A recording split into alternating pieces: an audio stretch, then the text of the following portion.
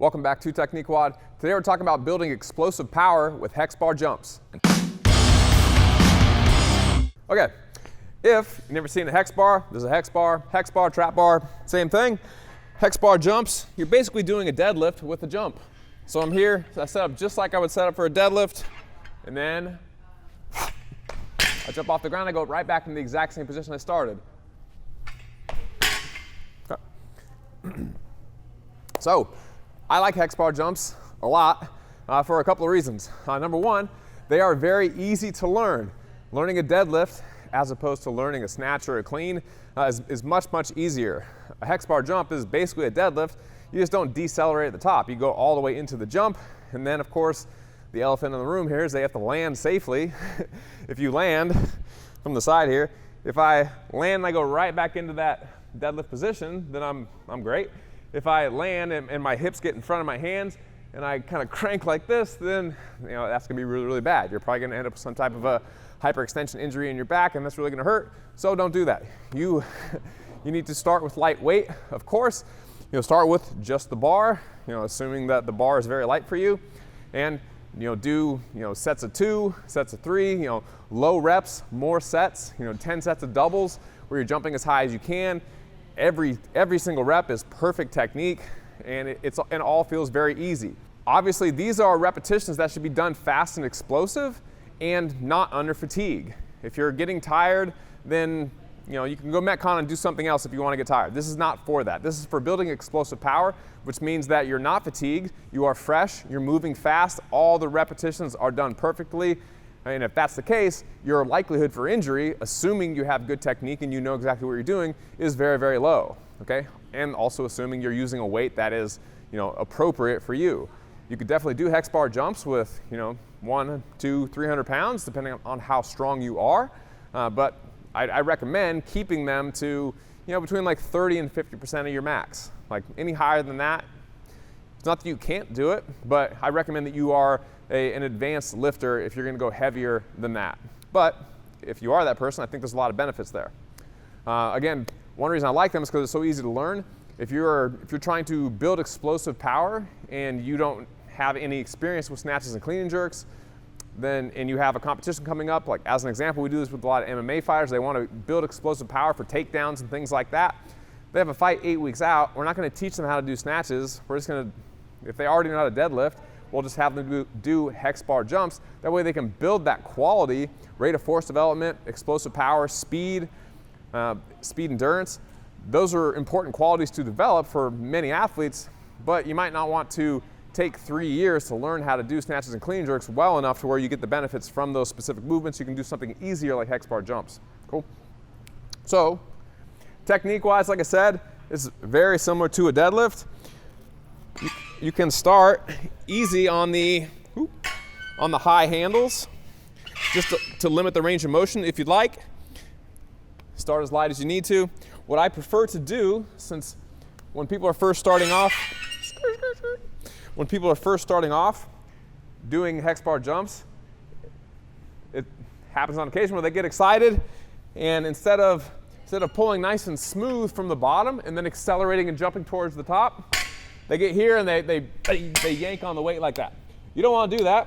What you want to do, if that's you, is pull the weight off the ground a ½ inch or so, pause for 1 or 2 seconds, and then finish the movement. So pull, pause, and then finish the movement, okay? Just like a deadlift, I'm pressing through my heels. I have a mostly vertical shin. Knees are out over toes. Butt is down below my shoulders. I have a nice neutral spine. Arms are locked straight. I get all the tension, all the slack out of my arms. I press a ½ inch off the ground, and then I drive through. One quick point related to Olympic lifts. I get lightheaded sometimes when I demo these videos. One quick point related to Olympic lifts is I'm not jumping and shrugging like I would on snatches and cleans. I'm going to keep my shoulder blades depressed, arms straight. I'm gonna jump and then land, and I really don't have much in the way of mechanics with my upper body. I just keep my upper body nice and relaxed, arms straight, and then when my feet hit the ground, my butt goes back, I go right back into that hinge pattern, and I should start and stop in the exact same position. Other slight variations you can do, if you don't have a hex bar, you can use dumbbells.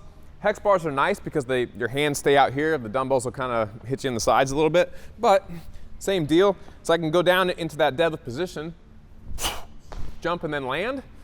You have to catch the dumbbells. You don't have to, but you probably should. Drop it on your foot. So you'll probably be doing those lighter than you would if you're using an actual hex bar because you have to catch the weight. But if it's a manageable weight, those are 35s, they're not too bad to jump and catch, no big deal. You also, instead of doing a deadlift, you can do quarter squats where it's kind of a hinge pattern. Did a cool video on intentional quarter squats. Go watch that one for more details on how and why to use quarter squats. But you can put a bar on your back, especially a safety bar. A safety bar works quite well. I'm not going to get it because it's way over there. But a safety bar works quite well for jump squats because you're not going to drop it. Okay, it's not going to roll off your back like if you have a nice, spinny Eleiko bar or something like that on your back and you jump with it. It could easily roll off your back, and you don't want that. If you have it on front rack, it just doesn't really work very well. So a safety bar really is the best bar to use if you're doing jump squats with a barbell. Again, keeping it relatively light enough where you can land in a perfect position where as I go down, I have a good position with my knees. As I go up, my knees don't spin in on the way up. That's very common with people that do a lot of forceful jumping and landing, is they might go down in a good position, but then when they go up, their knees come in and then they land like that at the bottom. Okay? Even experienced athletes, I'll see them, they squat well, but then you'll see them do box jumps and they'll be like clink, clink, like their knees will be diving in because they're not thinking about it. The movement's much faster and they're just going as opposed to doing tempo squats where they're thinking knees out, knees out, knees out. Once you start jumping and it's very quick, your body kind of takes over, and sometimes you can even tell them your knees are going together. They're like, really, I don't feel it. So it'd be good for yourself to video yourself or have someone watch you the first time you're doing these faster, more explosive movements to make sure that your mechanics are what you think they are, because sometimes it's kind of hard to feel once you start moving more quickly. So try this out. Let me know what you think. You can send me a message on Instagram, Douglas E. Larson for my personal Instagram, or you can do it on the Shrugged Collective account at Shrugged Collective. Also, we have ShruggedCollective.com that aggregates everything we do within the Shrugged Collective. All of our shows, all of our products, everything is on that site, so check that out, especially the program Vault. If you go to ShruggedCollective.com/vault, we have all of our training programs housed on one membership site, so you have access to everything for $47 a month. It's a dope product. Go check that out. Also, I have my own personal site, DougLarsonFitness.com. Check that out. It's mostly movement and nutrition products and courses, so check it out. See you another day. Shrugged listeners, welcome to the Shrugged Collective Program Vault. Over the last 6 years, we've been leading the charge in online strength and conditioning programming and coaching.